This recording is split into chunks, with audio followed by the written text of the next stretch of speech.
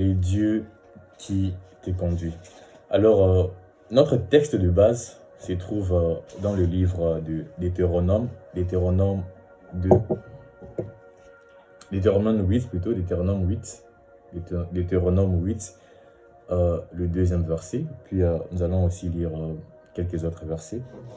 La Bible est en train de dire, Deutéronome 8, verset 2. Et puis nous lirons le verset 18. Deutéronome 8, le verset 2 premièrement.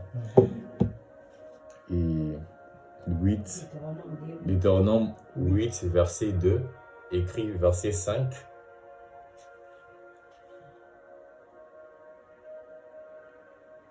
Deutéronome 8, verset 2, 5, verset 5, virgule 5 et 18.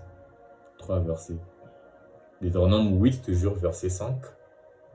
En fait, c'est dans le même chapitre. Deutéronome 8, 5. Deutéronome 8, verset 2, 5 et 18. Ah, 5 à 18. Non, 5 et 18. Non, laisse écrit. À 5 à 18. Non, au petit virgule, petit virgule 5, 5 et virgule 18. virgule 18. Voilà, merci. 2, 5, 18.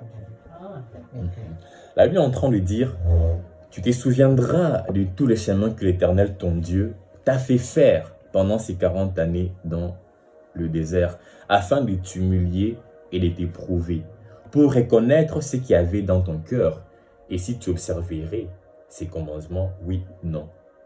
Je répète, tu te souviendras de tout le chemin que l'Éternel, ton Dieu, t'a fait faire pendant ces 40 années dans le désert, afin de t'humilier et de t'éprouver, pour reconnaître ce qu'il y avait dans ton cœur, et si tu observerais ces commandements, oui ou non. Verset 5, reconnais en ton cœur que l'Éternel, ton Dieu, t'éduque comme un homme éduque son fils.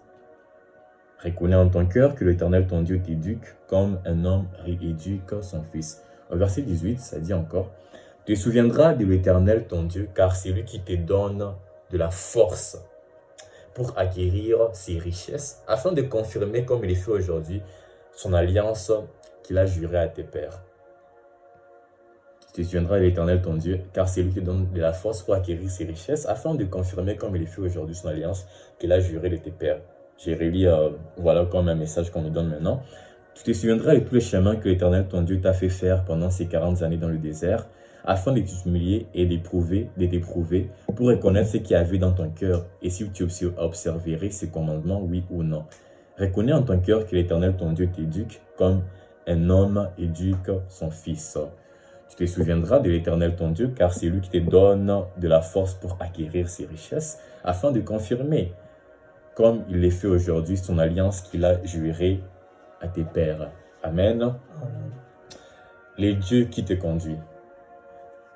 Nous avons lu en fait ces textes qui est en train de parler de Moïse. Moïse qui est en train de parler aux enfants d'Israël, c'est-à-dire, c'est dans Deutéronome, c'est-à-dire Moïse est prêt à mourir.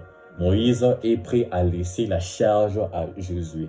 Alors, il est en train de donner, c'est-à-dire les derniers commandements. Il est en train de rappeler l'histoire, au fait, de tout ce qui s'est passé. Il rappelle l'histoire de ce qui s'est passé auparavant, avec tout ce qu'il y a eu dans leur marche pendant ces 40 années. Alors, il est en train de leur dire, tu te souviendras de l'Éternel, de tous les chemins que l'Éternel, ton Dieu, t'a fait faire pendant ces 40 années. C'est-à-dire, ce ne sont pas les Israélites eux-mêmes qui se sont fait un chemin, qui ont pu marcher par eux-mêmes.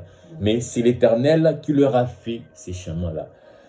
Le message de ce soir n'est pas pour parler sur les 40 années dans le désert, mais c'est pour parler sur les dieux qui ont conduit ces personnes, les dieux qui ont conduit les Israélites, les dieux qui ont conduit les enfants d'Israël. David sera en train de dire que tu m'es conduit dans les sentiers de la justice à cause de ton nom. Parce que réellement, Dieu, c'est un Dieu qui conduit.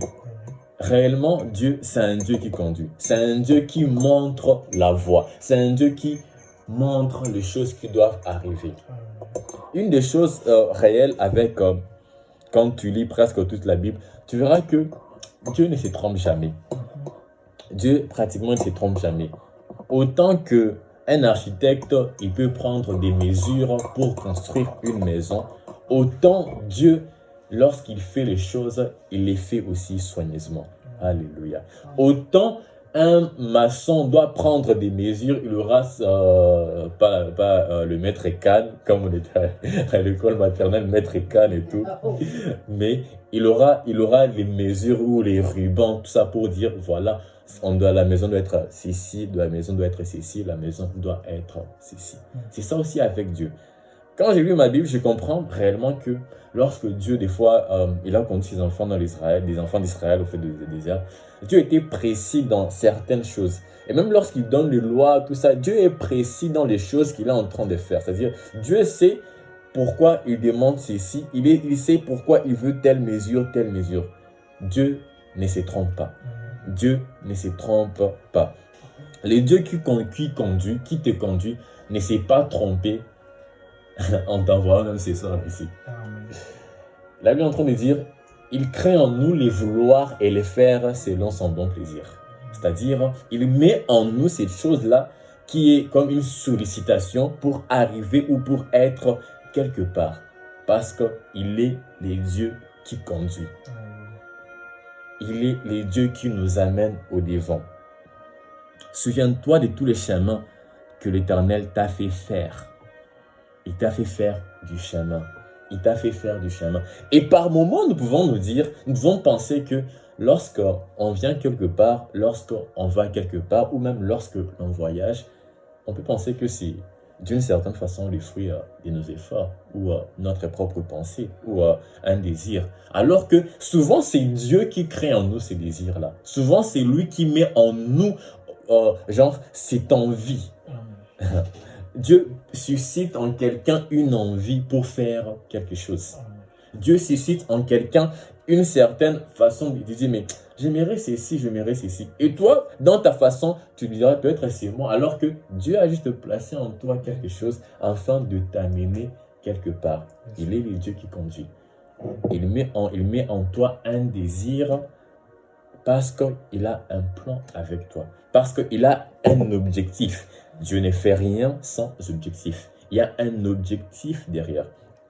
Peut-être tu ne les reconnaîtras pas en ces moments. Tu ne les reconnaîtras pas pour les moments-ci. Mais après des années, après un moment donné, tu vas te dire, mais waouh, mais il y a eu quand même quelque chose. Il y a eu quand même quelque chose. Il y a eu quand même un but derrière. Parce que l'importance ou l'intérêt de Dieu dans tout ce qu'il fait, c'est que la gloire lui revienne. C'est que la gloire lui revienne. C'est qu'on puisse comprendre que, waouh, pratiquement, il y a quelque chose en fait. La Bible est en train de dire que, comme la pluie et la neige descendent du haut des cieux, ainsi il n'en est pas de ma parole. Elle ne retourne pas vers moi sans avoir fécondé la terre, sans avoir fait pourquoi je l'ai envoyé. C'est-à-dire, Dieu compare même sa parole à la pluie. En ce sens que lorsque la pluie, elle descend, elle vient pour un but. Elle vient pour féconder la terre, pour que les gens trouvent de l'eau, pour que les plantes puissent grandir. C'est ça l'objectif de Dieu. C'est-à-dire, lorsque sa parole descend dans nos vies, elle vient avec un but. Amen. Et si sa parole descend, c'est qu'elle vient avec des conséquences. La conséquence de la pluie, c'est que la terre sera... elle sera fertile. La terre qui était sèche sera abreuvée d'eau. La terre qui était déserte, comment on va dire qu'il y aura des plantes qui vont pousser. C'est-à-dire, Dieu aussi dans nos vies, avec sa parole, elle vient pour un but. Elle vient pour un but. Elle vient pour un but. Elle vient pour un but et avec des conséquences. Alléluia. Elle vient avec des conséquences. C'est que sa parole ne descend pas juste inutilement, parce que Dieu n'est pas le Dieu des hasards. Tout ce qu'il fait, il y a toujours un objectif derrière. Alors il est dit, reconnais en ton cœur que ton Dieu t'éduque comme un homme éduque son fils. Amen. Ton Dieu t'éduque comme un homme éduque son fils. C'est-à-dire, des fois dans notre chemin, puisque Dieu ne nous montrera pas, il ne montrera pas le parcours, il va nous montrer la finalité. Il dit à Moïse, je ferai de toi une grande nation. À Abraham, il dit, je ferai de toi une grande nation.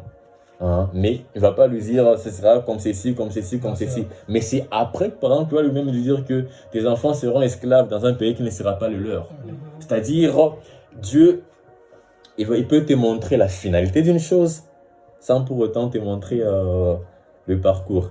Mais c'est dans ces parcours, comme il l'a dit, il va t'éduquer comme un homme éduque son fils. Amen.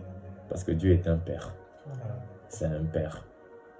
Et au-delà des expériences que nous pouvons avoir, des troubles, tout ça, des choses difficiles que nous pouvons rencontrer sur notre route, c'est parce que nous sommes avec Dieu. Amen. C'est parce que Dieu est avec nous. C'est juste pour une certaine éducation. Amen. Il dit, car c'est lui qui donne même la force. J'aime une version de la Bible du Seigneur qui dit de parvenir à la prospérité. De parvenir même. C'est-à-dire, c'est lui qui te fait parvenir à la prospérité. C'est-à-dire, ce n'est point par nos efforts, mais c'est Dieu qui nous fait arriver à cette prospérité-là. La Bible est en train de dire que sa parole est une lampe à nos pieds, Exactement. une lumière sur nos sentiers. Amen. C'est-à-dire, elle nous donne l'exemple de quelqu'un qui est en train de marcher dans le noir. Parce que s'il dit une lumière à nos pieds, une lampe à nos pieds, c'est-à-dire, il y a les ténèbres autour de nous, Exactement. mais on doit avancer. Et le problème est qu'avec les ténèbres autour de nous, on ne verra pas peut-être qu'est-ce qu'il y a au devant. Mais c'est la lumière qui est en train d'éclairer nos pieds. C'est la lumière qui est en train d'éclairer sur nos pieds petit à petit pour voir si au devant de nous, il n'y a pas peut-être un trou. Alléluia. Ce n'est pas comme avec une voiture, 100 mètres, 200 mètres, voire au-delà, ou dans une journée où tu vas voir, tu vas tout distinguer. Non, non, non. C'est pourquoi, dans la marche avec Dieu, on n'arrive pas à tout distinguer. On peut arriver à faire des erreurs. On n'arrive pas à tout voir. Mais ce qu'il faut faire, c'est juste s'accrocher à sa parole. Alléluia. Parce que sa parole nous mène petit à petit. Elle est la lumière sur notre sentier. C'est-à-dire, elle est la lampe à nos pieds. C'est-à-dire, c'est la lampe qui est en train d'éclairer les parties de nos pieds. Petit à petit, on est en train de marcher, tout, hein, on avance, on est en train d'éclairer nos pieds. Et si tu remarques bien, lorsque tu as une lampe, je me rappelle quand on était avec les lampes à pétrole, tout ça, en Afrique et tout. La lampe à pétrole, c'est vrai, elle va t'éclairer, mais elle ne va pas éclairer 50 mètres. Elle ne va pas éclairer comme une voiture. Elle va peut-être juste éclairer à côté de toi, en fait. Et là, tu dois marcher. Tu connais là où tu vas, mais tu es dans le noir. Tu es dans le noir et la lampe qui est en train de t'éclairer pas à pas, petit à petit. C'est ça même avec Dieu. C'est la même chose avec Dieu. Il est le Dieu qui conduit. Il peut dire à Joseph, en lui donnant des songes, que voilà, il y aura une gerbe, tout ça, sa gerbe va s'élever au-dessus des autres gerbes par rapport à ses frères. Mais Joseph ne saura jamais qu'il va faire 10 ans en Égypte comme prisonnier. Il ne le saura jamais. Ses frères vont les livrer, ils vont les vendre et tout. Ils vont les vendre. C'est vrai, peut-être avec Jésus, lui, il connaissait que sa mort, en tout cas, irait sur la croix. Il savait que lui, en tout cas, c'est le bois. Il savait que lui, en tout cas, c'est le bois. Parce que il était Dieu et tout ce que Dieu lui avait donné de faire, voilà, il savait, il va faire ceci. Mais à la fin, en tout cas, avant de monter à la croix, il commençait à dire, ah Seigneur, si tu peux éloigner cette coupe. Dans son humanité, il pouvait dire en tant qu'homme, Seigneur, tu peux éloigner cette coupe. Et puis après, non pas comme je veux, mais comme tu veux. Et puis après, il dit, Seigneur, que ta volonté s'accomplisse simplement. Ta volonté s'accomplit simplement. Et lorsqu'on reste attaché à Dieu, il nous conduit. Il nous amène. Il nous amène. Il nous conduit. Il nous amène. Il va avec nous. Et malgré les choses que nous avons entendues, que nous pouvons rencontrer autour de nous, c'est sa parole qui doit rester comme la boussole. La parole qui doit rester comme ces trucs qui nous montrent que voilà, le chemin c'est par ici. Non, ne passe pas à gauche parce qu'à gauche il y a un trou, il y a un bois qui est tombé, tu vas te casser. Essaie de chercher un autre chemin. On ne voit peut-être pas le bout du tunnel, mais nous savons qu'il y a quelque chose derrière. Il y a quelque chose. Il y a un endroit où nous sommes attendus. J'aime une chose, le psalmiste peut dire, il pourra dire que mes destinées sont entre tes mains. Amen. Il dit, mes destinées sont entre tes mains. Il est en train d'indiquer qu'il n'existe tout simplement pas une seule destinée. Il n'existe simplement pas un seul destin. Il dit, mais mes destinées sont entre tes mains. Pour montrer que nous pouvons aller à gauche. Encore le même va dire, si je vais à gauche, si je vais à l'horizon, tu vois là. Si je vais au séjour des morts, tu vois là. C'est-à-dire, il est en train de montrer que peu importe là où je vais, tu y seras avec moi. Peu importe si je confonds le chemin, tu ne vas pas m'abandonner, mais tu seras avec moi. Il me conduit dans les sentiers de la justice, même à cause de son nom. Parce que des fois, tout ce qu'il fait, c'est à cause même de son nom. C'est à cause de son nom. C'est, voilà, Psaume 31, verset 16. Mes destinées sont dans ta main. Amen. Mes destinées sont dans ta main. Amen. Psaume 31, au verset 16. Amen. Au verset 16. Psaume 31, le verset 16. Amen. Et ce que j'aime encore avec le psaume 23, il dit tu ondules ma tête et ma coupe déborde. Tu dresses devant moi une table en face même de mes adversaires. Alléluia. Parce que en toute chose, nous voudrons des fois que Dieu nous sépare de nos ennemis. On veut aller loin de nos ennemis et tout. Mais David est en train de dire tu dresses une table en face de mes adversaires. Alléluia. C'est-à-dire, et par moments, dans cette marche avec Dieu, il va laisser nos adversaires au devant de nous.